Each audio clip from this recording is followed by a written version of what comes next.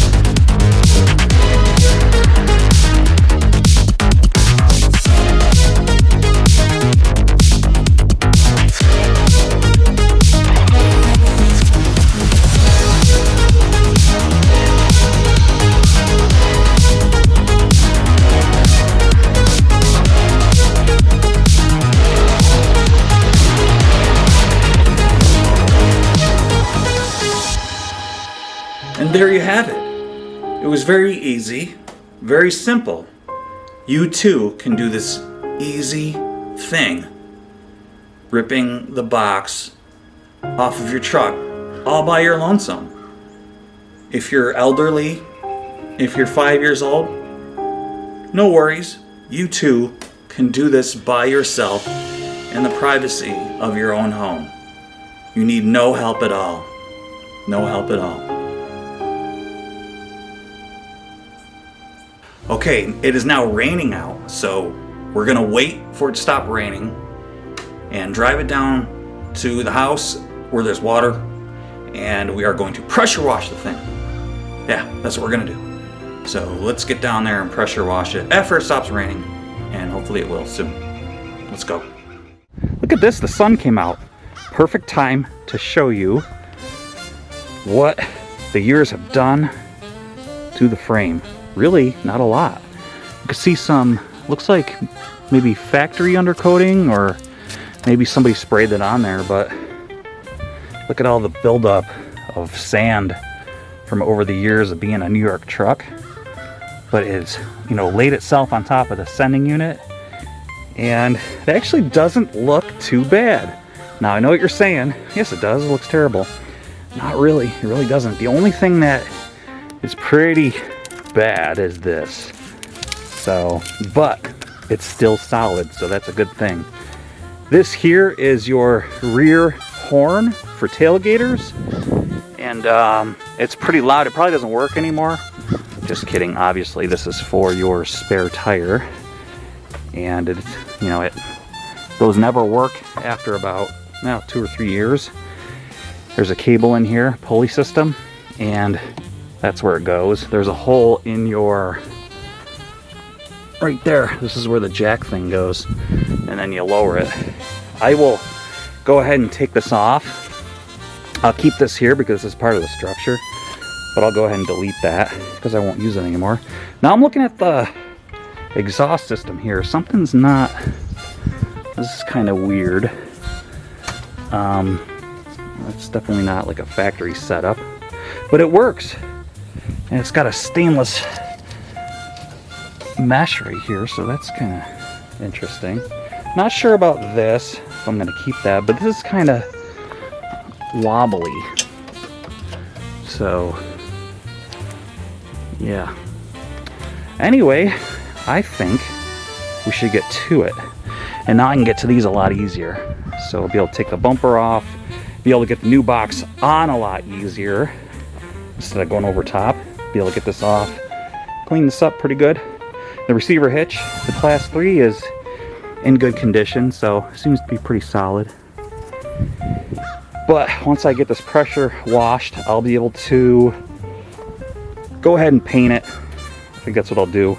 I'll buy another thing of Rust-Oleum and then let that dry and then put some rubberized coating on top of that. But while I got the pressure washer out, I think I will maybe go underneath here too. It's not too bad under here, but oh, I gotta block that off before I do.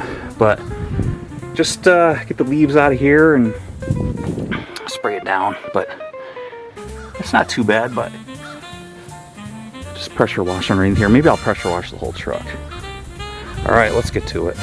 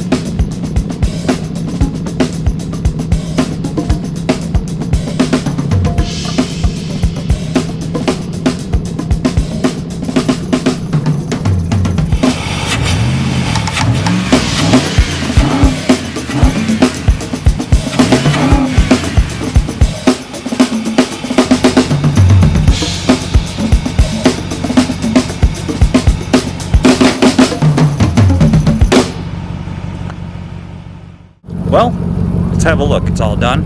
I'm probably gonna have to do another one when this dries up, but I'm gonna have to chip some rust away and then do another one. But yeah, it came out pretty good. Let's have a look. Well, it's looking a lot better. Got everything out of here pretty much. And there's always gonna be that fear that your truck or vehicle, when you do something like this, isn't gonna start again. And especially after you do underneath the hood. So yeah, I was happy that it fired up again and it's running well. This is a little odd right here. I get the noise. Looks like it's been welded. This is definitely not factory. Check this all out. This is all jerry-rigged. I think they must have had this pipe laying around, whoever did this.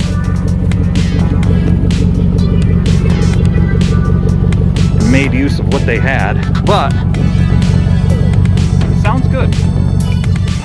Well, I got the hood shut so that the heat can dry it all up, and I'll let it run for 10-15 minutes or so, and yeah, let it all evaporate.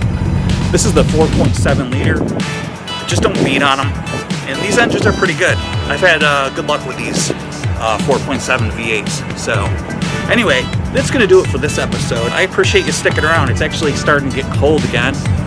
We were up to 65, but you know, I could feel it starting to go down. It's probably about 40 now. But thanks again for sticking around on this one. Hit that like and subscribe. And like I said, this is gonna be like you know, a bunch of parts of videos. Not sure how many it's gonna be, but I definitely gonna be making more videos on this thing. And hopefully the next one is gonna be, I'm gonna start doing some work to the box, taking dents out, stuff like that. Maybe even painting it for the next video. I don't know. We'll see. It's probably be body work, but nonetheless, I appreciate you sticking around on this one, and I'll see you on the next one. Bye.